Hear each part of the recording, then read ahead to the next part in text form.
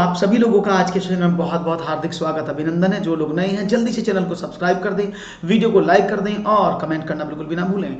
और इसके साथ साथ शुरुआत करें आज की। तो मेरा नाम है डॉक्टर ललित और मैं आपको पढ़ाऊंगा मैथमेटिक्स में अच्छे लेवल के क्वेश्चन जो आपको यूपी टेट में बहुत हेल्प करेंगे और सीटेट में भी हेल्प आउट करेंगे। तो चलिए शुरू करते हैं और रखते हैं आज का पहला प्रश्न आपके स्क्रीन पर। ये रहा क्वेश्चन है, 5 किलोमीटर प्रति घंटे की गति से चलने पर एक व्यक्ति अपने कार्यालय 6 मिनट देरी से पहुंचता है। यदि वह 6 किलोमीटर प्रति घंटे की गति से चले तो वह 2 मिनट पहले पहुंच जाता है। तदनुसार उसके कार्यालय से घर की दूरी कितनी है? बड़ा आसान सवाल है।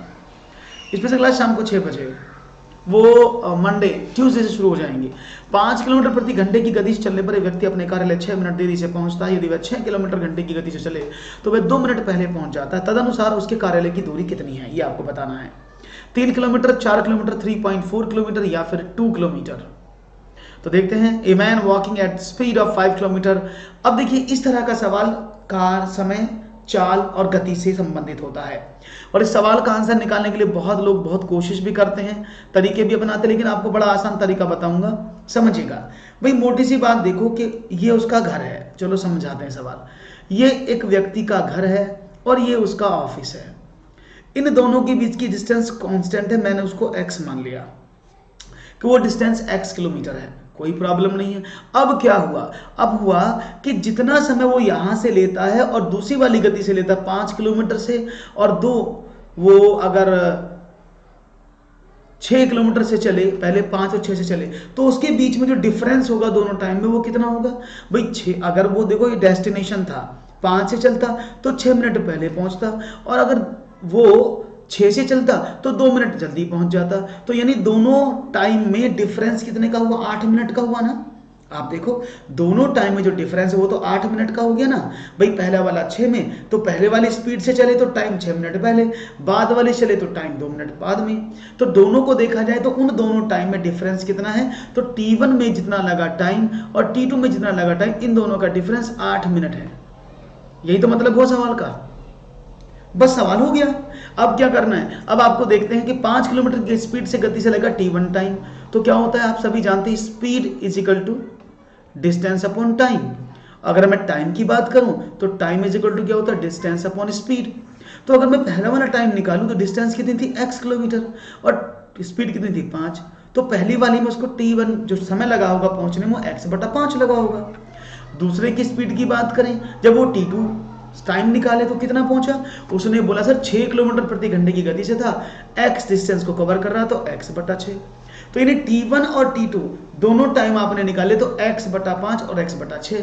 हमने तो अभी निकाला था T1 में से अगर T2 घटा दे तो 8 मिनट आना चाहिए, तो आपने वही कर दिया। तो T1 time minus T2 time is equal to 8 minute. क्योंकि मेरा सारा किलोमीटर प्रति घंटे में है तो उसको मैं 8/60 कर लेता हूं, जिससे कि ये भी घंटे में बदल जाए। घंटा आ गया। अब T1 टाइम में से T2 टाइम को घटाना है, तो आपने कहा ओके, x/5 माइनस का x/6 बराबर 8/60। आपने 6 पंजे 30, इसका एलसीएम लिया, यहाँ ले लेता हूँ 30, आपने एलसीएम लिया तो क्या 5 छंग 30, 6x minus 5x is equal to 8/60। अब क्या करें? अब आपने देखा तो ये क्या हुआ? x is equal to 8 multiply by 30/60। 30 दूनी 60, 2 चौके 8। तो यानी x बराबर 4 किलोमीटर, यानी वो जो कार्यालय से घर की दूरी है वो 4 किलोमीटर है। तो राइट ऑप्शन है ऑप्शन नंबर 2। सी नहीं होगा। सी आपने दशमलव देखा और आंसर लगा दिया, ऐसा नहीं है कि आप दशमलव देखेंगे और आंसर लगा देंगे। वो गलती कभी नहीं करना एग्जामिनेशन में, कभी भी गलती नहीं करना कि आप इस तरह से सवाल करें और आपका जवाब जो है वो ऐसा आ जाए। तो सोच समझ के आंसर करिएगा। ओके, चलिए बहुत बढ़िया, अच्छे समझ में आया होगा, मैंने डिटेल में समझा दिया आप सभी लोगों को। तो आगे एक और सवाल की बात करते हैं। ये रहा, यदि x माइनस ए और x minus b is equal to 1 है। ऐसे सवाल बहुत एग्जाम में आते हैं, इसीलिए इसको रखा गया है मैंने आज वाले सेशन में। यदि x माइनस ए और x माइनस बी बराबर 1 है तो a माइनस बी प्लस 5 बराबर 0 हो तो x plus a cube minus 1/x minus a cube का मान इनमें से कौन सा है? तो देखते हैं आपका जवाब क्या मिलता है।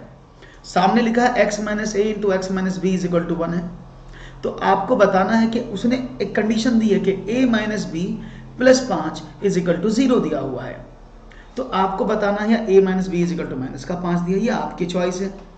तो मैं चाहूंगा कि आप इस सवाल का जवाब दें, मुझे क्या मिलेगा। तो देखते हैं जवाब क्या मिलता है कि x cube x plus a cube minus 1 upon x minus a cube is equal to क्या होगा।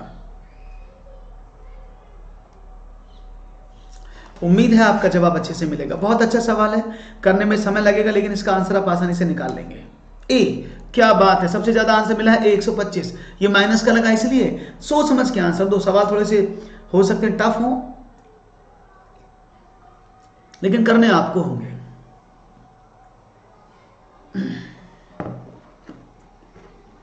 तो वो आपको ना तो ए पता है ना बी पता है, बस एक कंडीशन पता है कि काम में से कुछ लिखा हुआ है।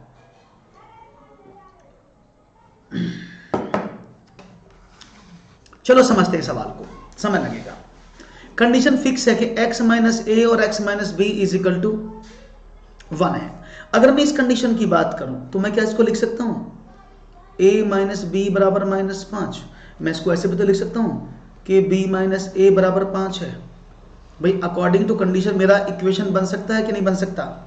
आपने कहा बन सकता, बहुत अच्छा। लक्ष्मी ने कहा डी ए डी, चलो तो मैं कर सकता हूं b minus a is equal to 5 है। आपने कहा बिल्कुल सर कर सकते हैं, कोई प्रॉब्लम नहीं है। अब कहानी बनती है, उसने मुझसे क्या पूछा है, उसने पूछा है x plus a cube minus 1 upon x minus a cube क्या होगा। अब देखो अगर मैं इसको सॉल्व करता हूं तो x plus a cube minus x minus a cube को क्या मैं लिख सकता हूं ऐसे, जरा बताओगे मुझे, x माइनस ए का cube plus minus x minus b का क्यूब। सॉल्व कर लो, अगर आप इसको सॉल्व करोगे तो ये मिलेगा। देखो अगर मैं इसको सॉल्व करता हूं तो x माइनस ए क्यूब को अगर मैं सॉल्व करूंगा तो क्या मिलेगा। अब देखो मैंने अभी एक सामने इक्वेशन आपको बताई थी इस क्वेश्चन के अकॉर्डिंग। अगर मैं इसकी बात करता हूं, है ना, पहले एक स्टेप में और बता दूं, डायरेक्ट हो गया है। कभी आप बाद में कहोगे सर हमें तो समझ में ही नहीं आया, आपने क्या कर दिया। तो मैं इस स्टेप को थोड़ा सा एक स्टेप में आपको और ऐड कर देता हूं। देखिए अगर मैं इसकी बात करता, समझने की कोशिश करना, अगर मैं इसको इक्वल भेजूं तो क्या हो जाएगा, मैं दूसरे कलर में दिखा देता हूं। क्या मैं इसको लिख सकता हूं x plus a cube is equal to 1 upon x minus a cube. भाई ये भी तो लिख सकता हूं मैं इसको, कोई प्रॉब्लम थोड़ी है अगर मैं चाहूं। वीडियो सामने है, एकदम क्लियर है। भाई इसको मैं ऐसे भी तो लिख सकता हूं x plus a cube is equal to 1 upon x minus a cube. यहां तक तो कोई दिक्कत नहीं है। जब मैंने इसको ऐसे लिखा तो मेरे पास दो इक्वेशन बन गई। एक इक्वेशन तो ये रही थी जिसमें उसने ये बोला था, एक इक्वेशन मैंने ये बना ली जो ये वाली बन गई, एक मेरे सामने दी है। तो मैंने क्या काम किया, मैंने इक्वेशन नंबर 2 को अपनाया और वैल्यू को पुट करना शुरू किया। x plus a cube minus, अब देखो उसने बोला था x माइनस बी। अब क्या करें, तो आप इसको लिख सकते हैं ना 1 अपॉन एक्स माइनस का a cube is equal to what. आपने कहा सर x माइनस का a cube minus x minus का बी क्यूब, यही तो हो गया। आपने कहा ओके कोई प्रॉब्लम नहीं है। जब आपने इसको सॉल्व किया तो बस अब तो सवाल आपके सामने। अब क्योंकि अब सब जानते हैं, अगर मैं आपसे बोलूं तो उसको लिख सकता हूं मैं x माइनस का a इंटू एक्स माइनस का b इंटू, आप क्या लिखे आगे, आपने बोला सर स्क्वायर कर दो, x माइनस ए का square plus x minus b का square plus x minus a into x minus का बी। येलो कलर कर लेते थोड़ा सा। इतना समझ में आया। अब आपने क्या काम किया, बोले कोई प्रॉब्लम नहीं है, हमने इसको यहां लिख दिया। अब हमें पता है x माइनस ए और x माइनस बी का वैल्यू तो 1 है, तो मैं इसकी जगह 1 पुट कर दूं तो क्या इक्वेशन रह गई मेरे सामने, एक छोटी सी इक्वेशन बनी। अब x माइनस ए अभी आपने निकाला था इक्वेशन से, b minus a is equal to 5 है, तो b माइनस ए करूं तो देखो यहां पर इसको माइनस का लिख सकता हूं मैं। यहां पर भाई इसको माइनस का कर सकते हैं ना, तो क्या बना b माइनस का a इंटू आकांक्षा। आकांक्षा बहुत सिंपल सवाल है भाई, इसमें आपको ज्यादा मेहनत तो नहीं करनी है, सिंपली मैं आपको बता रहा हूं वही तो पुट करना है। इसमें क्या प्रॉब्लम आ रही है, वीडियो साफ है, वीडियो में कोई प्रॉब्लम नहीं है, वीडियो एकदम क्लीन है और एकदम सही जा रहा है। सिंपल देखो भाई, मैं फिर समझा रहा हूं आपको। इसमें 3 क्वेश्चन दिए थे, x minus a x minus b equation number 1। इस इक्वेशन को मैंने देखा x a माइनस बी बराबर 5, तो मैंने माइनस से मल्टीप्लाई किया, b minus a equal to 5। इसको मुझे सॉल्व करना है, तो क्या मैं लिख सकता हूं x प्लस ए क्यूब बराबर x 1/x माइनस का ए क्यूब? लिख सकता हूं कि नहीं लिख सकता हूं? आपने क्या लिख सकते हो? तो बस इसी वैल्यू को तो पुट कर रहा हूं मैं। अगर मैं x plus a cube minus 1/x cube करता हूं तो इसकी वैल्यू क्या होगी? वही मैंने पुट कर दी। अब इसको सॉल्व कर लो, अब यही आएगा बस। अब इसको कंटिन्यूसली सॉल्व कर दो तो आपको आंसर मिल जाएगा। अगर अभी समझ नहीं आ रहा है तो मैं दूसरा सवाल ले लेता हूं। अभी यार ओके मानसी, रुको 1 मिनट, तो मैं इसको पॉज कर रहा हूं। देखो जब सवाल को लगातार समझे तो टाइम वेस्ट नहीं होना चाहिए, नेक्स्ट सेशन में ले लूंगा इसको। आप इस वाले सवाल को कर लो अभी, ठीक है? जब आपको लगे ना कि सवाल आपको समझ नहीं आ रहा, मैं इसको कितनी भी कोशिश करूंगा तो you are not able to understand, तो मैं एक नया सवाल आपके सामने रखता हूं, उसको लास्ट में कराऊंगा।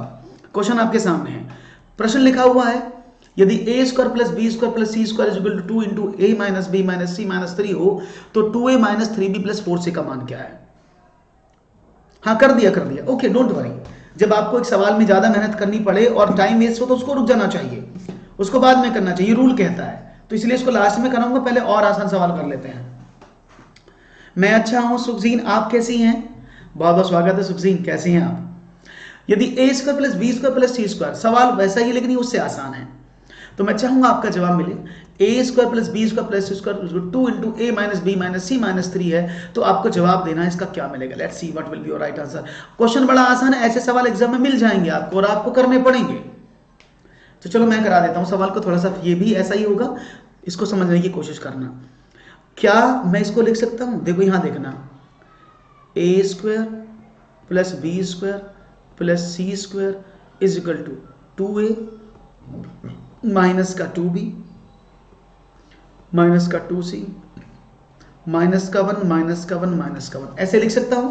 क्योंकि मैं सवाल तभी कर सकता हूं जब मुझे कोई परफेक्ट फॉर्मूला बनेगा, तो मैं इसको ऐसे कर सकता हूं, आपने क्या कर सकते हैं, हाँ कि ना? तो मैंने इसको उधर भेज दिया, सबको लेफ्ट हैंड साइड भेज दिया, तो ये क्या बना? अब मैंने ए स्क्वायर वाले एक साथ रख लिए, ए स्क्वायर माइनस 2a प्लस का 1। कोई प्रॉब्लम है?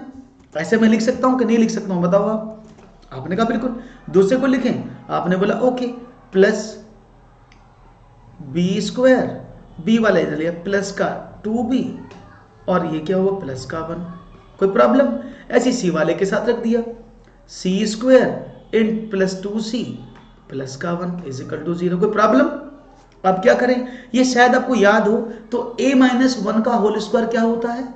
आप कहेंगे सर a माइनस 1 का whole square plus b plus 1 का whole square plus c plus 1 का होल स्क्वायर बराबर 0, ऐसे तो होगा। अब क्या करें, अब आपके सामने वैल्यूज लिखी हुई हैं, तो you can easily identify the value. अगर आप a minus 1 is equal to 0 put करते तो a का वैल्यू कितना? आपने कहा 1। भाई इससे मैं a का वैल्यू निकाल सकता हूं, इससे मैं b का वैल्यू निकाल सकता हूं, इससे मैं c का वैल्यू निकाल सकता हूं। हाँ जी, बात समझ में आ रही है अब तो? क्योंकि आप ए बी सी के ऐसे वैल्यू पुट भी कर सकते हैं जो ये 0 बना दें। दो तरीके से सवाल होता है। तरीका नंबर 1, या तो आप a माइनस 1 का होल स्क्वायर बराबर 0 पुट करेंगे तो a का वैल्यू प्लस 1 आ जाएगा, b प्लस 1 का होल स्क्वायर 0 पुट करेंगे तो b का वैल्यू माइनस 1 आ जाएगा। या तो ऐसे निकालो, नहीं तो आप यही कर दो कि भाई इस a में मैं क्या पुट करूं कि 0 बन जाए, क्योंकि सबको 0 बनाना है। आपने कहा सर 1 पुट कर दो, b की जगह माइनस 1 पुट कर दोगे ये भी 0, c की जगह माइनस 1 पुट कर दोगे ये भी 0, तो सारे 0 बन जाएंगे। तो अब आपके सामने मिली a का वैल्यू कितना है 1, b का वैल्यू माइनस 1, c का value minus 1। Is it clear? यहां तक की दिक्कत नहीं है? ओके। फॉर क्वेश्चन क्या पूछा था उसने? इसका मान पूछा था, तो 2a माइनस का 3b प्लस का 4c। अब a का वैल्यू तो 1 है, 2 इंटू 1 माइनस b का वैल्यू 3 इंटू माइनस का 1 प्लस 4 इंटू माइनस का 1, तो ये क्या हुआ 2 प्लस का 3 माइनस का 4 is equal to 5 minus 4 is equal to 1। Option number C is the correct answer. सब ये तो समझ में आ गया, ये तो आसानी समझ में आ गया ना। ऐसे दूसरा वाला भी आएगा, थोड़ा समय देंगे तो वो भी समझ में आएगा, डोंट वरी, ठीक है ना? तो धीरे धीरे समझ में आएंगी चीजें। तो राइट ऑप्शन था 1। अभी ये तो क्लियर हो गया। तो इन सवालों को, एल्जेब्रिक क्वेश्चंस को करते समय हमें सबसे ज्यादा जल्दी प्रैक्टिस की जरूरत पड़ती है, क्योंकि हमें ये पता होना चाहिए हम कैसे सवाल को सॉल्व करें, किस बिहाफ पे करें। तो एक और सवाल लेते फिर आपके सामने ये रहा। एक वर्गाकार आधार वाले एक लंब प्रिज्म की ऊंचाई 15 सेंटीमीटर है। तदनुसार यदि उस प्रिज्म का कुल पृष्ठीय क्षेत्रफल 608 सेंटीमीटर हो तो उस का आयतन कितना होगा। सवाल आपके सामने है। एक वर्गाकार आधार वाला प्रिज्म है, मैं बता देता हूं कैसा सवाल है ये। उसका आधार जो वर्गाकार है ये इस तरह का बनेगा। एक वर्गाकार आधार है, उस पर एक लंब प्रिज्म की ऊंचाई 15 सेंटीमीटर है, तो ये प्रिज्म हो गया। इसकी जो यहां से यहां तक की ऊंचाई है ये 15 है, ठीक है ना। उस प्रिज्म का कुल पृष्ठीय क्षेत्रफल, उसका टोटल सरफेस एरिया कितना, 608 है, तो उसका आयतन कितना हो गया सवाल है। तो देखते हैं जवाब कैसे मिलते हैं आपका। थोड़े से सवालों को बढ़ाया गया है तो शायद आप आराम से समझ ले सवाल को, शायद आपको समझ में भी आए ना आए तो मैं बता देता हूं। तो मैं पहले आपको बता देता हूं कि इस सवाल को टोटल सरफेस एरिया कैसे निकालोगे। मैंने बताया हुआ भी है कि जब भी इसका पार्श्व पृष्ठ का क्षेत्रफल आप निकालते हैं तो वो क्या होता है, वो उसकी नीचे ग्राउंड और छत को छोड़ दे, उसको काट लो, बीच में से खोल दो, तो जो बनता है वही होता है पृष्ठ का क्षेत्रफल। तो अगर मैं टोटल प्रिज्म का आयतन निकालूं तो मैं आपको बता देता हूं इसको कैसे आप करते हैं, तभी आप समझ पे आएंगे, नहीं तो समझ नहीं पाएंगे। तो जो इसका पार्श्व पृष्ठ का क्षेत्रफल होता है, लेटरल सरफेस एरिया जो होता है, वो क्या होता है, पार्श्व पृष्ठ का क्षेत्रफल। वो क्या होता है, वो होता है कुल प्रिज्म का पार्श्व क्षेत्रफल। इसको कुल पृष्ठ का क्षेत्रफल बोलते हैं ना, बोला ना, कुल पृष्ठ का, जिसको टोटल सरफेस एरिया बोलते हैं। मैं इसको लिख देता हूं, नहीं तो आप कंफ्यूज करोगे बार बार। इसको बोलते हैं टोटल सरफेस एरिया, ठीक है ना। तो जो टोटल सरफेस एरिया वो क्या है, that is total surface area दिया है यहां पर, कुल पृष्ठ का क्षेत्रफल क्या होता है, टोटल सरफेस एरिया। वो होता है प्रिज्म का पार्श्व का क्षेत्रफल, पार्श्व में lateral surface area plus 2 multiply by area of base. ये इसका पूरा फॉर्मूला है, किस तरह से आप निकालेंगे बिल्कुल बता देंगे Manisha, don't worry. Total surface area क्या होता है, देखो पार्श्व का क्षेत्रफल गुणा आधार का दुगना का क्षेत्रफल। अब आपको समझ में आना चाहिए, तो कुल पृष्ठ का क्षेत्रफल तो दिया है कितना, 608। पार्श्व पृष्ठ का क्षेत्रफल क्या होता है, ये मैंने आपको बताया कि जब भी किसी पार्श्व पृष्ठ के क्षेत्रफल की आप बात करते हैं, क्योंकि प्रिज्म है तो पार्श्व पृष्ठ का क्षेत्रफल क्या होता है, वो बड़ा आसान है, आधार का परिमाप गुणा ऊंचाई। ये आपको पढ़ने पड़ेंगे, अगर नहीं पढ़े तो आपको, परिमाप मल्टीप्लाई बाई हाइट। तो अब आधार का परिमाप कैसे निकालूं, आपने कहा है कि उसकी ऊंचाई तो h है, तो आधार का परिमाप क्या होगा, आप बोलेंगे कि सर जो आधार का परिमाप होता है वो 4 भुजाओं के बराबर, टोटल के बराबर होता है, यानी उस क्षेत्रफल तो पता है क्या होता है, लेकिन जो परिमाप होता है वो चारों भुजाओं का टोटल होता है। तो अगर मैं आपसे बात करूं तो इसको लिख सकता हूं मैं 608 बराबर परिमाप कितना हुआ, 4a मल्टीप्लाई ऊंचाई 15, भाई मैंने लिख दिया तो मुझे समझ में आया, और प्लस 2x², क्योंकि 2a² उसका एरिया है, एरिया के मल्टीप्लाई कर दिया। अगर देखो पार्श्व पृष्ठ का क्षेत्रफल तो ये आया 4a इंटू ऊंचाई, भुजा, अब ये उसका जो बेस है वो वर्ग है तो उसकी भुजा a है, तो 4a इंटू 15, क्योंकि ऊंचाई इसकी कितनी थी, हाइट कितनी थी, 15 थी, इसलिए। अब ये मैंने देखा बेस का एरिया कितना, बेस तो वर्ग है तो a² इंटू 2, बस सवाल हो गया आपका। तो क्या बना, 608 इज इक्वल टू 15 चौके 60 a प्लस 2a²। अब इसको 2 से डिवाइड कर दो, तो a² प्लस 30a माइनस का 2 3 6 304 आना चाहिए। बस अब आपका सवाल हो गया। अब क्या करें, अब 304 के ऐसे फैक्टर जिनको घटाएं तो 30 आए, तो लिख दूं इसको मैं a² प्लस 38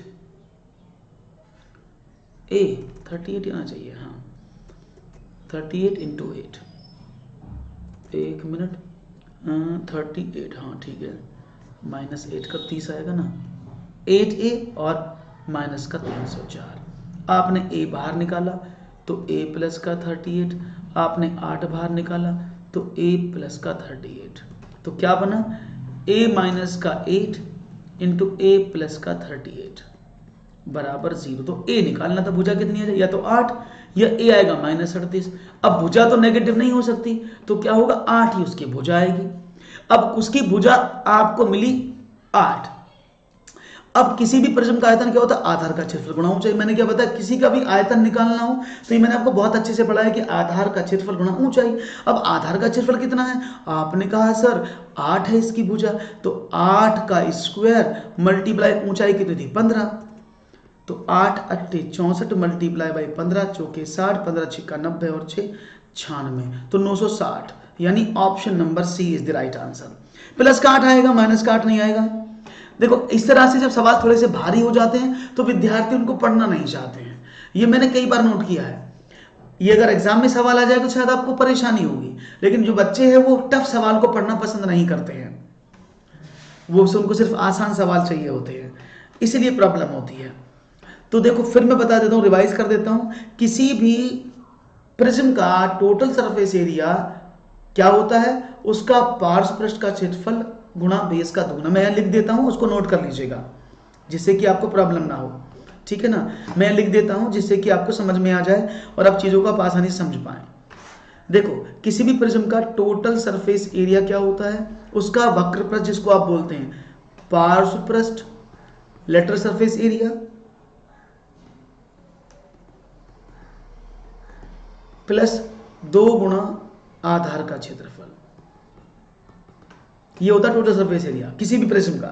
उसके साथ अगर हम पार्श्व पृष्ठ के क्षेत्रफल की बात करते हैं तो उसको भी समझ लो कि ये पार्श्व पृष्ठ का क्षेत्रफल क्या होता है, ये होता है आधार का परिमाप इनटू ऊंचाई, और प्रिज्म का जो आयतन होता है, ये तीनों नोट कर लेना भैया फॉर्मूले, वो क्या होता है, आयतन होता है आधार, किसी भी का भी आधार आयतन तो ये होता है आधार का क्षेत्रफल गुणा ऊंचाई। तो ये तीन फॉर्मूले इसमें लगेंगे तभी आप एक इस पार्श्व पृष्ठ का नंबर 2 और आयतन तीनों एक ही जगह मैंने लगा के बता दी है आपको।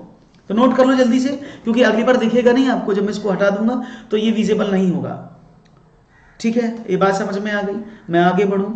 चलिए बहुत अच्छा सवाल लगा आपका, आज तो सवालों में पसीने से छूट रहे हैं आप लोगों के। चलिए क्वेश्चन है, 48 किलोमीटर प्रति घंटे की गति से चलने वाली एक रेलगाड़ी स्वयं की आधी लंबाई वाली एक अन्य रेलगाड़ी जो 42 किलोमीटर प्रति घंटे से उसकी विपरीत दिशा में चल रही है को पार करने में 12 सेकंड का समय लेती है।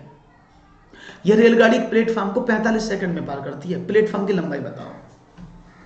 A train running at the speed of 48 km per hour takes 12 seconds to cross another train of half its own length which is running in the opposite direction at 42 km per hour. This train crosses a platform in 45 seconds. State the length of the platform. देखो एक और सवाल आपको अच्छा सा मिला है। थोड़े सवाल भारी हैं तो डरने की जरूरत नहीं है, लेकिन आपको समझने तो पड़ेंगे ही। चलो मैं इसको भी करा देता हूँ। अब देखो समझने की कोशिश करना, पहले सवाल समझो क्या है। उसने बोला 2 ट्रेन है, एक ट्रेन ये रही जो इधर को जा रही है, दूसरी ट्रेन ये रही जो उधर को आ रही है, अपोजिट डायरेक्शन में चल रही है ना। कंडीशन क्या थी कि अगर ये लेंथ x मीटर लंबी है तो ये x बटा 2। उसने बोला ना जो अपनी रेलगाड़ी की आधी है, आधी लंबाई की है, ये पहली वाली की अगर लंबाई x मीटर है तो दूसरी वाली की x/2 होगी। यहां तक तो कोई प्रॉब्लम नहीं है किसी को भी, मुझे लगता है कि प्रॉब्लम नहीं होनी चाहिए, यहां तक तो कोई प्रॉब्लम नहीं है। तो कुल दूरी कितनी चली उसने, अगर वो एक दूसरे को पार करती है, मैंने बताया हुआ है ना। फॉर एग्जाम्पल, एक मिनट रुकिएगा, मैं एग्जाम्पल दे देता हूं आपको। फॉर एग्जाम्पल ये ट्रेन है, एक ट्रेन ये है, एक ट्रेन ये है, तो वो एक दूसरे को पार करने में कितना चलेंगी। फॉर एग्जाम्पल ये x किलोमीटर की, ये x/2 किलोमीटर की आधी है, तो अगर ये ट्रेन ऐसे एक दूसरे के पास निकलेंगी, जाकर ऐसे निकल जाएंगी, तो इनको पार होने में इन दोनों की लेंथ के बराबर चलना पड़ेगा। रेलगाड़ी को इसको क्रॉस करने के लिए इन दोनों की लेंथ के बराबर चलना होगा कि नहीं होगा, आप कहेंगे बिल्कुल। तो बस वही समझना है। तो टोटल डिस्टेंस कितनी कवर हुई, पहली रेलगाड़ी की दूरी लंबाई, दूसरी वाली की लंबाई, तो कुल पार करने में जो दूरी कवर होगी वो 3x/2 किलोमीटर होगी। यह तो बात समझ में आ गई भाई, x/3/2x मीटर, दोनों पार करने में इतना चलना पड़ेगा उनको। क्लियर है। अब देखो इनकी रिलेटिव स्पीड कितनी है। अब ये रिलेटिव स्पीड कौन सी बीमारी आई, रिलेटिव स्पीड का मतलब होता है एक टाइम क्वांटम में दोनों गतिमान वस्तुओं के बीच में कितना गैप आया। जैसे उसने कहा ये 48 किलोमीटर से इधर को जा रही थी और दूसरी वाली इधर को आ रही थी 42 किलोमीटर से, तो उन दोनों का अगर वो अपोजिट डायरेक्शन में चलती हैं तो उनकी जो सापेक्ष जो चाल है वो जुड़ जाती हैं, a + b, और ये सापेक्ष रिलेटिव स्पीड क्या है? एक टाइम क्वांटम में दोनों गतिमान वस्तु के बीच का जितना गैप होता है वही उसका सापेक्ष चाल होता है। जैसे मैं आपको बता दूं कि ये 10 किलोमीटर की स्पीड से इधर जा रही थी और ये 20 किलोमीटर की स्पीड से इधर जा रही थी 1 घंटे में, तो 1 घंटे बाद ये यहाँ होगी, 1 घंटे बाद ये यहाँ होगी, तो उन दोनों के बीच का डिफरेंस कितना हुआ? आपने कहा 20 और 10 30 किलोमीटर, क्योंकि अपोजिट डायरेक्शन में, सेम डायरेक्शन में होगा तो घट जाएगा। तो इनकी रिलेटिव स्पीड कितनी हुई, यानी सापेक्ष चाल, वो हो गई 48 + 42 = 90। तो 90 किलोमीटर प्रति घंटे की उनकी सापेक्ष चाल आई। अब क्या करें, क्योंकि मेरी ट्रेन मीटर में है और ये स्पीड मेरी किलोमीटर में है, तो तभी आप कैलकुलेशन कर सकते हैं जब दोनों सेम ही यूनिट में हो। अगर मेरी ट्रेन मीटर में है तो मुझे रिलेटिव स्पीड को भी मीटर में बदलना पड़ेगा। अगर वो मेरी ट्रेन की लंबाई किलोमीटर में है तो मुझे किलोमीटर में करना पड़ेगा। क्लियर है? तो आपने कहा ओके। तो भाई यहाँ 90 किलोमीटर प्रति घंटे को मैं किसे बदल रहा हूँ? मीटर प्रति सेकंड में बदल रहा हूँ। तो आपको याद है ना, छोटे में बदलने के लिए छोटे की भिन्न की गुणा, याद है ना कुछ, कि 5/18 की और 18/5 की मल्टीप्लाई करते हैं बदलने के लिए। तो 5/18 का मतलब कितना हुआ कि जब आप 5/18 के लिए छोटी भिन्न में बदलोगे छोटी भिन्न की गुणा, बड़ी में बदलोगे तो बड़ी भिन्न की गुणा, क्योंकि किलोमीटर को मीटर में आप बदल रहे हो। तो 18 × 5 = 90, तो यानी 25 मीटर प्रति सेकंड की स्पीड से वो चल रही है। जो ट्रेन की रिलेटिव स्पीड है 25 मीटर प्रति सेकंड है। अब उसने बोला कि दोनों रेलगाड़ियों को एक दूसरे में पार करने में लगा समय 12 सेकंड है। तो मतलब क्या हुआ? आपने कहा भाई रिलेटिव स्पीड पता स्पीड क्या होता है? डिस्टेंस अपॉन टाइम होता है। स्पीड आपके सामने दे दी, कितनी है भैया? आपने कहा स्पीड तो उसकी 25 मीटर है। डिस्टेंस कितनी थी? आपने कहा 3/2x, और टाइम कितना था? आपने कहा टाइम लगा 12 सेकंड। तो 3 चौके 12, अब क्या हुआ? 4 दूनी 8, आपके सामने आ गया जवाब। तो 25 × 24 कर दें इसको, x = 25 × 24, तो 25 चौके 100, 25 दूनी 50 और 10 60, तो भाई 600/3, ये भी तो था नीचे जो 3 चौक 12 8, 25 × 200 भी कर सकते थे, मैंने सीधा कर दिया 200। तो उस ट्रेन की जो प्लेटफॉर्म की लंबाई थी वो 200 मीटर है नहीं। लेकिन ये 200 मीटर सही जवाब नहीं है, अभी समझ लो सवाल को। अभी सिर्फ आपने क्या निकाला है? अभी सिर्फ हमने निकाला उस दोनों के बीच में डिफरेंस कितना है। अभी पहली रेलगाड़ी की लंबाई आपने निकाली है जो x किलोमीटर की लंबाई थी, ये वैल्यू x की तो आई है। तो यानी जो पहली ट्रेन थी वो 200 मीटर लंबी थी, तो दूसरी कितनी हो जाएगी? 100 मीटर लंबी। पहली वाली 200 थी, दूसरी वाली 100, क्योंकि आधी है। अब उस प्लेटफॉर्म को पार करने में वो 45 सेकंड का समय लेती हैं। तो भाई अगर मैं वही बात है, अगर मैं प्लेटफॉर्म को पार करूंगा तो क्या होगा? प्लेटफॉर्म को पार करने में टोटल प्लेटफॉर्म की लंबाई इनटू ट्रेन की लंबाई। अब ट्रेन की लंबाई तो आपको पता है 200 मीटर है ना। 1 मिनट रुकिए, मैं आगे वाली स्लाइड लेता हूं जिससे कि कोई प्रॉब्लम ना हो और आप सवाल को समझ पाए। 1 मिनट रुकिएगा, मैं नेक्स्ट स्लाइड पर आ जाता हूं जो ब्लैंक है। ब्लैंक स्लाइड लेता हूं जिससे कि प्रॉब्लम ना हो आपको सवाल करने में, नहीं तो फिर आप करेंगे कि प्रॉब्लम हो गई। अरे चल भाई, हाँ जी। तो यहां पर आगे बढ़ते हैं और एक चीज देखते हैं। फॉर एग्जांपल अब देखो प्लेटफॉर्म की लंबाई, तो मैंने कहा रेलगाड़ी की लंबाई 200 मीटर, मैं ना प्लेटफॉर्म की लंबाई y मान ली, तो कितना होना चाहिए भाई? मोटी सी बात है, प्लेटफॉर्म को पार करने में 48 लगे। अब 48 सेकंड को मैंने किलोमीटर को बदल दिया 5/18 में। क्यों बदल दिया? क्योंकि मुझे तो सेकंड में समय दिया है, तो मुझे और मल्टीप्लाई बाय 45, क्योंकि 45 इसका स्पीड था। हो गया सवाल। अब तो शायद आप इसको आसानी से कर लेंगे। तो 48/18 × 5 × 45, 3 से काट दें 15, 3 × 18, 6 × 8 = 48। तो 200 + y = 8 × 5 = 40 और 40 15 चौके 60, 600। तो y = 600 माइनस का 200 बराबर 400। तो भाई प्लेटफॉर्म की जो लंबाई थी वो 400 मीटर है। ठीक है, हाँ बहुत अच्छा जवाब दिया आकांक्षा ने, 400, बहुत बढ़िया। तो 400 इज द राइट आंसर। सवाल को बिल्कुल डिटेल में समझा दिया है कैसे कैसे सवाल होगा। जब इसको आप करेंगे तो बहुत मुश्किल नहीं है, लेकिन समझते समय क्योंकि सवाल है तो मुझे डिटेल में समझाना पड़ेगा, तो ये आपको समझ में आ गया होगा। बहुत बड़ी 45 नहीं है, हाँ बिल्कुल सही कहा आपने, 45 की मल्टीप्लाई आपने किया, एकदम बढ़िया। तो सारे सवाल समझ में आ रहे हैं मुझे उम्मीद है। तो एक और सवाल लिया जाए, अच्छे से समझ में आ रहे हैं आपको, बहुत अच्छा लग रहा है मुझे। एक और सवाल, चलो ये रहा। यदि P माइनस क्यू का 50% is equal to P plus Q का 30% है और Q is equal to P का x% हो तो x का मान क्या होगा? देखते हैं जवाब। If 50% of P minus Q is equal to 30% of P plus Q and Q is equal to x% of P, then what is the value of x? सवाल आसान, आप करेंगे इसको महान और मुझे उम्मीद है जवाब मिलेगा तेजी से। P माइनस क्यू का 50%, P प्लस क्यू का 30% है, तो आपको बताना है, तो भैया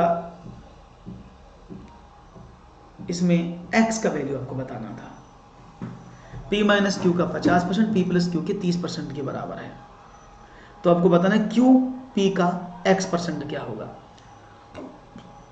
चलो सवाल देखते हैं जवाब क्या मिलता है, लेट्स सी, समझ लेते हैं। सवाल मुश्किल नहीं है, देखने में भयंकर लग रहा होगा, बस देखो मैं इधर कर देता हूँ थोड़ा सा सॉल्व।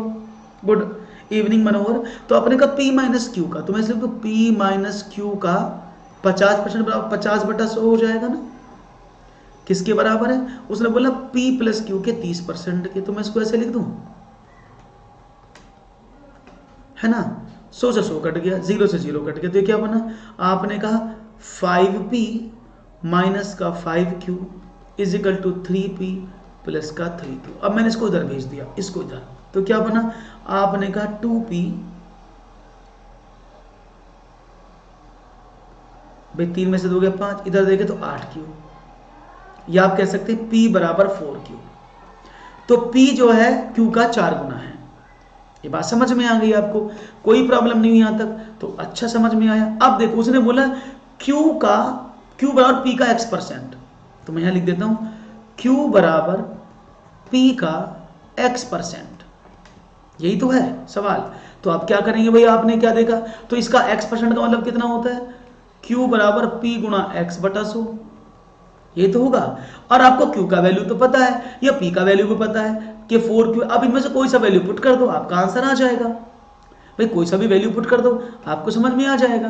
तो P का वैल्यू आपने पुट कर दिया आपका। वैसे आपको बता दूं यहां पर भी आप निकाल सकते थे, P बराबर 4Q है तो 25% आसानी से शॉर्टकट है। भाई P जो है वो 4 गुना है तो 25% ही तो 1/4 होगा Q का वैल्यू। तो आप ऐसे भी कर सकते थे, और नहीं तो अगर आपको डिटेल में सॉल्व करना है तो उसको आप आगे भी बढ़ा सकते थे। तो आपने P का वैल्यू निकाला और आपने पुट कर दिया वैल्यू, तो P is equal to Q is equal to P/4, तो 4 इधर भेज दिया, तो P is equal to 4 into multiply कर दिया आपने, आंसर आपको मिल गया 4 इंटू P इंटू x/100। बात वही पड़ेगी, P से P कट जाएगा बराबर 25%। तो यहां से आप करेंगे तो 25% निकलेगा, यहां से आप सीधा 25 निकाल सकते हैं। नहीं मनोहर हम फ्री हैं अभी आज 2 दिन हम फ्री रहना चाहते हैं। अभी जब बेंगलोर पहुंचेंगे तब आपको डिटेल में क्लास लेंगे सारी, अभी सिर्फ आनंद के साथ जियो। चलो एक और सवाल, क्वेश्चन है A तथा B की औसत आयु 20 वर्ष है। यदि A को C से बदल दिया जाए तो औसत आयु 19 वर्ष हो जाएगा। इसमें C तथा A की औसत आयु 21 वर्ष है। तदनुसार A, B तथा C की आयु क्रमशः कितनी होगी? Let's see what will be your right answer. 18 वर्ष, 22 वर्ष, 20 वर्ष, 18 वर्ष, 20 वर्ष, 22 वर्ष, 22 वर्ष, 18 वर्ष, 20 वर्ष, 22, 20, 18, सारी 3 ही आयु हैं, बस उनके क्रम बदल दिए गए हैं। The average age of A and B is 20 years. 7वां प्रश्न, हाँ 25 बिल्कुल सही दिया आपने सविता जी। अभी यहां पर सवाल दीजिएगा। देखो सवाल का लेवल थोड़ा सा अलग है, समझिएगा इस कोशिश को, क्योंकि डिफिकल्टी लेवल बढ़ सकता है, इसलिए हमने सवालों का लेवल बढ़ा दिया है। अगर आपको लगता है कि सवाल आपको टफ लग रहे तो मैं कल से आसान सवाल ले आता हूं, बता दीजिएगा। अगर आपको लग रहा है कि सवाल तो बहुत तगड़े हैं सर, आप हमें आसान सवाल कराओ, तो कल से मैं आसान सवाल भी लेकर आ जाऊंगा, कोई प्रॉब्लम नहीं है। चलिए A तथा B का लाइक करते रहो वीडियो को जल्दी से। A तथा B को औसत आयु 20 वर्ष है, आपने कहा ओके, तो A और B का औसत आयु ये तो हुआ 20 है। अब देखो सर A को C से बदल दिया जाए, तो यानी A को C से बदल दिया तो C प्लस B हो गया ना, तो औसत आयु 19 वर्ष हो जाएगा। और C तथा A की औसत आयु 21 वर्ष है। इस वैल्यू को निकालना था बस आपको। निकाल लिया, कैसे निकाला? बस सवाल घुमा के दिया और कुछ भी नहीं है। लेवल ठीक है, चलिए वेरी गुड। तो समझिएगा A प्लस B/2 20, उसने बोला इस A की जगह आप C रख दो, तो मैंने ए की जगह सी पुट कर दी, तो औसत आयु 19 वर्ष हो गई। तो मैं इनकी टोटल आयु निकालूं तो ए प्लस बी की आयु 40 वर्ष, बी प्लस सी की औसत आयु 38 वर्ष और सी प्लस ए की औसत आयु 42 वर्ष होगी। 21 दूनी 42, 19 दूनी 38, टोटल आयु ये आई। तो उसने बोला इसमें से आपको बताना ए प्लस बी प्लस सी की औसत आयु, टोटल आयु कितनी है। तो मैं एक बार काम कर सकता हूं, अगर मैं आपसे बोलूं मैं सबको जोड़ दूं तो मुझे सबकी आयु पता लग जाएगी। मैंने सबको जोड़ दिया, क्या हुआ, a plus b plus b plus c plus c plus a is equal to 40, 42, 38, 120। अब देखो दो बाहर कॉमन निकाल सकते हैं ना यहां से, तो a plus b plus c is equal to 120, यानी a plus b plus c बराबर 120/2 बराबर 60। यानी a plus b plus c की आयु को पता लग गई है, कितनी है भैया, 60 है। अब आपको किसका निकालना था, तीनों की आयु। अब किसी एक की आयु निकालो। अगर मैं इसमें a प्लस बी की आयु पुट कर दूं 40 वर्ष, भाई इसमें अगर मैं a प्लस बी की वैल्यू 40 पुट कर दूं तो मुझे c का आयु पता लग जाएगा ना। अब सी का आयु 20 वर्ष है, 20 किस में था, इसी में था बस एक, तो ये दोनों तो गलत हो गए। सी का आयु 20 वर्ष है, इन दोनों में से मिल रहा है कोई सा। अगर आप चाहें तो इसमें आप बी प्लस सी का वैल्यू पुट कर दें तो ए का आयु निकल आएगा। तो ए प्लस बी प्लस सी का वैल्यू 38 था बराबर 60, तो ए इक्वल टू कितना होगा, 22। तो ए का आयु 22 वर्ष है, तो भाई ए का आयु 22 वर्ष किसमें, आपने कहा ये रहा सब इस वाले में, ऑप्शन नंबर 3। बात समझ में आ गई। तो सवालों को करते समय आपको थोड़ा सा फोकस करना है और आपके सारे सवाल एकदम अच्छे से हो जाएंगे, कोई भी प्रॉब्लम नहीं आएगी। सोचने की थोड़ी सी बात है बस। तो ए बी सी की आयु कितनी आई, ए की आयु 22 वर्ष है, बी की आयु 18 वर्ष है, सी की आयु 20 वर्ष है। तो सवाल तो हो जाएंगे, वो थोड़ा सा लेंथी है, सोचना पड़ेगा, थोड़ा सा ज्यादा मेहनत करने की आपको जरूरत पड़ेगी, then you will get the answers. एक और सवाल आपके स्क्रीन पर ये रहा। एक बच्चा एक समूह में, प्रत्येक बच्चा अन्य बच्चों को उपहार देता है। बच्चों के एक समूह में प्रत्येक बच्चा अन्य प्रत्येक बच्चे को उपहार देता है। यदि कुल उपहारों की संख्या 132 हो तो बच्चों की संख्या क्या है। ये सवाल मैंने वहां से पढ़ा जब मैं अभी सुपर 30 फिल्म आई थी ना, सुपर 30 मूवी आई थी, उसमें ऋतिक रोशन साहब ने ये सवाल बच्चों से पूछा था। ये सवाल बच्चों से तो पूछा था कि बताओ, तो वही सवाल मैंने आपके सामने रख दिया कि बच्चों के एक समूह में प्रत्येक बच्चा एक अन्य प्रत्येक बच्चे को उपहार देता है। वहां वो हाथ मिलाते, हमने उपहार दे दिए। यदि कुल उपहारों की संख्या 132 तो बच्चों की संख्या कितनी है। सवाल आपके सामने है, रिपीट कुछ नहीं करना है, बहुत सिंपल था भाई। आपने एबीसी का वैल्यू निकाला, आपको देखो मनोहर एक चीज देखो, छोटी सी समझ लो। आपको पता है ना कि भाई ए प्लस बी प्लस सी का वैल्यू मैं लिख देता हूं, अभी आपको समझ में आएगा। ए प्लस बी प्लस सी का वैल्यू है 60, जहां पर a प्लस बी का वैल्यू 40 है, b प्लस सी का वैल्यू 38, c प्लस ए का वैल्यू 42 है। आप a प्लस बी को पुट करेंगे तो c का वैल्यू मिल जाएगा, आप b प्लस सी वाले में पुट करेंगे तो आपको a का वैल्यू मिल जाएगा, c a और a पुट करेंगे तो b का वैल्यू मिल जाएगा। बस यहीं से तो निकालना है। चलिए, तो यहां पर जवाब मुझे 12 मिला है। राम विनय ने कहा है जवाब देने की बारी गई है, तो देखते हैं जवाब कितना भारी है आपका, और उम्मीद करता हूं आपका जवाब अच्छे से मुझे मिलेगा। Let's see what will be your right answer. तो यहां पर जवाब देने की पूरी जद्दोजहद आपके सामने। और मैं आपको बता दूं, जब भी इस तरह के परमुटेशन कॉम्बिनेशन बनते हैं तो जितने बच्चों की संख्या है, मान लिया उसमें 10 बच्चे थे फॉर एग्जांपल, या 11 बच्चे थे, तो इसको समझने की कोशिश करना। तो इसको बोलते हैं, जब भी आपको ऐसा सवाल एग्जाम में मिले तो कुल मिलाकर होता है n इंटू n माइनस 1 बराबर कुल उपहार, यानी n इंटू, सपोज एग्जाम्पल यहां पर 6 बच्चे होते, फॉर एग्जाम्पल इसमें 6 बच्चे हो गए, 6 बच्चे हैं, प्रत्येक एक दूसरे से उपहार दे दो, कितने उपहारों की संख्या होगी। तो ये सवाल ऐसे होता, 6 इंटू 6 माइनस का 1, तो 6 गुणा 5, तो उसको 30 उपहार देने पड़ते। लेकिन यहां पर तो वैल्यू नहीं, 6 नहीं दिया है, कुछ वैल्यू n का वैल्यू तो निकालना है आपको। तो क्या करें, तो इसके बराबर पुट कर दें इसको, n into n minus 1 is equal to 132। अब इसको फैक्टर कर लेते हैं, तो क्या होगा, आपने कहा 11 गुना 12, नहीं 12 गुना 11, आप इसको फैक्टर भी कर सकते हैं, बात वही पड़ेगी। तो n into n minus 1 is equal to 12 गुना 11। देखो n का वैल्यू 12 है और n में से 1 कम करोगे तो 11 आ जाएगा। तो n का वैल्यू 12 है, इसलिए यहाँ बच्चे 12 होंगे। आप इसको ऐसे भी पुट कर सकते हैं, देखो मैं बता देता हूँ, 12 इंटू 12 माइनस का 1 बराबर कुल उपहारों की संख्या, 12 गुणा 11 बराबर 132। तो इसमें क्या कर सकते हैं, जब ऐसे उपहार देते हैं तो हम इसका क्या करते हैं, दो कॉन्जुगेट, याद रखना 132 के ऐसे दो वैल्यू ढूंढने जो कॉन्जुगेट लगातार हो और दोनों की मल्टीप्लाई इसके बराबर हो। समझ में आ रहा है? तो 132 के हम दो कॉन्जुगेट एलिमेंट ढूंढेंगे तो क्या होगा, 12 गुणा 11, यानी 11 गुणा 12 आप कर सकते हैं, लेकिन बड़ा वैल्यू आपको चूज करना है। फॉर एग्जाम्पल वो बोलता 56 उपहार देते हैं तो बच्चों की संख्या बताओ, तो आपको 56 के दो कॉन्जुगेट मल्टीपल निकालने, आपने कहा 7 गुणा 8, तो 8 हो गया ना, तो 8 जो है बच्चों की संख्या हो जाएगी। अभी समझ में आ रहा है कैसे हो रहा है सवाल? मुझे उम्मीद है आपको समझ में आ रहा होगा, धीरे धीरे सब समझ में आ जाएगा, हौले हौले। अच्छा प्लस कर दिया, हाँ ऐसे कर दो, कोई प्रॉब्लम नहीं है। ठीक है, बात समझ में आ गई? Okay very good. अब आगे बढ़े, एक और सवाल लिया जाए। बहुत राधे राधे, बिल्कुल क्लियर है, एक और चलो बताओ। क्या बात है, एक अच्छा सवाल आपकी स्क्रीन पर है। क्वेश्चन है √7 माइनस √5, आपके सामने लिखा हुआ सवाल है। उम्मीद करता हूं कि सवाल का जवाब आप अच्छे से देंगे।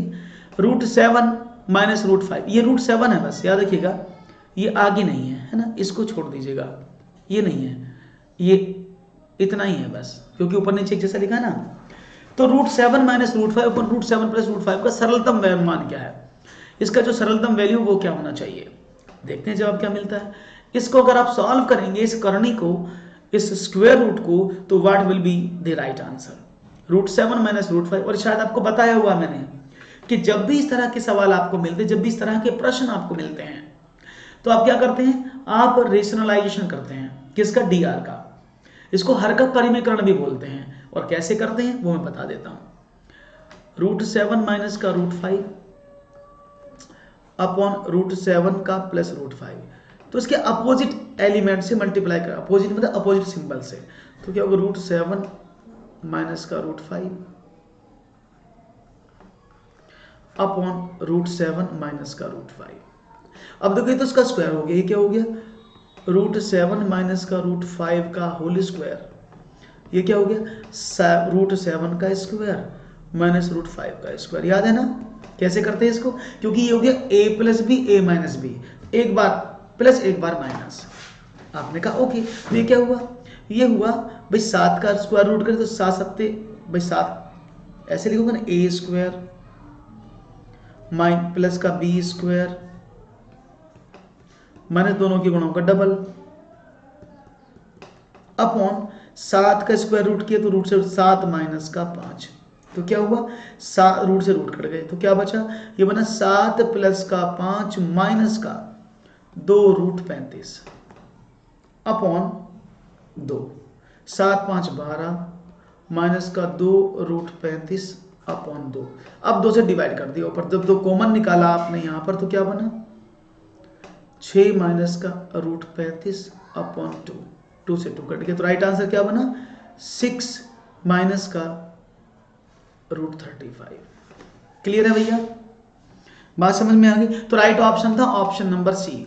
तो ऐसे खतरनाक सवालों के लिए आप जुड़ सकते हैं हमारे साथ, ऐसे खतरनाक सवालों को करने के लिए आप हमारे साथ जुड़ सकते हैं डेली, और अपनी इस चीजों को आसानी से संभाल सकते हैं। क्लियर है, बहुत बढ़िया।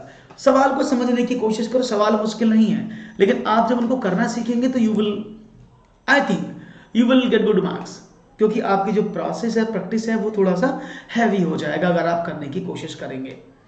क्योंकि आसान सवाल मैं पिछले महीने सितंबर और अक्टूबर में पढ़ा चुका हूँ, थोड़े से टफ सवालों का मतलब है, तो वो आपको जानने जरूरी है। एक और सवाल लेता हूं आपके सामने, देखता हूं, चलिए। क्वेश्चन है 1/4, इसको माफ करिएगा, थोड़ा सा सवाल गलत लिखा है, मैं इसको सही कर देता हूं। ये 5 छूट गया इसमें, ये 5⁴ है, ठीक है ना, इसको ऐसे कर लीजिएगा, ये कहां छूट गया, 5⁴ मल्टीप्लाई बाई 125 की पावर 0.25 का मान बताओ। सवाल आपके सामने, चाहेंगे जवाब मिले। क्वेश्चन है 5 की पावर 1/4, ये क्वेश्चन ऐसे लिख देता हूं मैं यहाँ पे, जो समझ में आ जाए आपको, अगर आपको नहीं दिख रहा होगा तो 5 की पावर 1/4 मल्टीप्लाई बाई 125 की पावर 0.25, ये पावर में है। ओके, ऐसे सवाल, इसको सॉल्व करके बताओ। शुक्रिया कांक्षा। तो सवाल ये है, इस सवाल को आप ऐसे समझ लीजिएगा। अब करिएगा, सवाल क्या है, 5 to the power 1/4 multiply by 125 की पावर 0.25 का वैल्यू आपको बताना। Let's see what will be your right answer. सवाल बड़ा आसान सा है, बस थोड़ा सा दिमाग लगेगा कि सवाल हो जाएगा। ऑप्शंस आपके सामने 5, √5, √5, 5 और 25। देखो कितने मेरे साथी कितने महारथी हैं जो इस सवाल को करने में दमखम दिखाएंगे और पूरा आंसर देकर मुझे जाएंगे।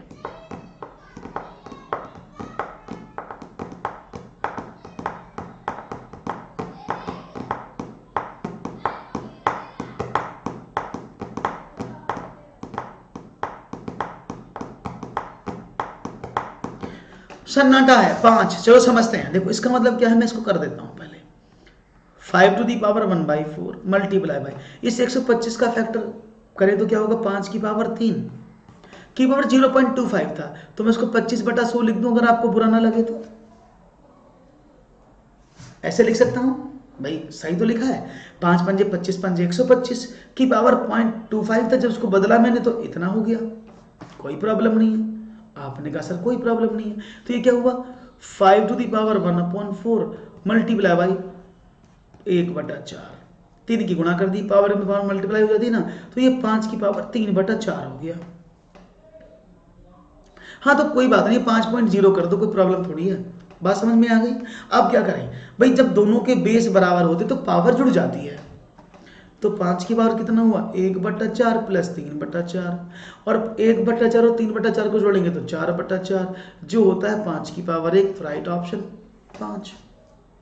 आसान था, कोई मुश्किलात तो नहीं आई किसी को? हाँ आई हो तो मुझे बता दो। मुझे लगता है कि कोई मुश्किलात नहीं आई होंगी और अच्छे से आपने किया होगा।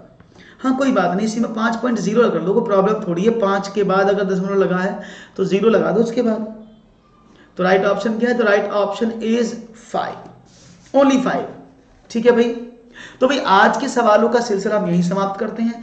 होप सो आपको समझ में आए होंगे सवाल, और जो सवाल बचा है उसको हम कल कराएंगे, जिससे कि आप फ्रेश माइंड से उस सवाल को दोबारा से कर पाएं। तो बहुत बहुत स्वागत रहा आपका। अगर आपको सेशन अच्छा लगा हो तो दोस्तों लाइक शेयर करने में कंजूसी मत करना, लाइक कर देना। क्वेश्चन अच्छे लगे हो तो चैनल को सब्सक्राइब कर लेना और वीडियो को आगे बढ़ा देना। Thank you very much for joining this session. Have a nice day.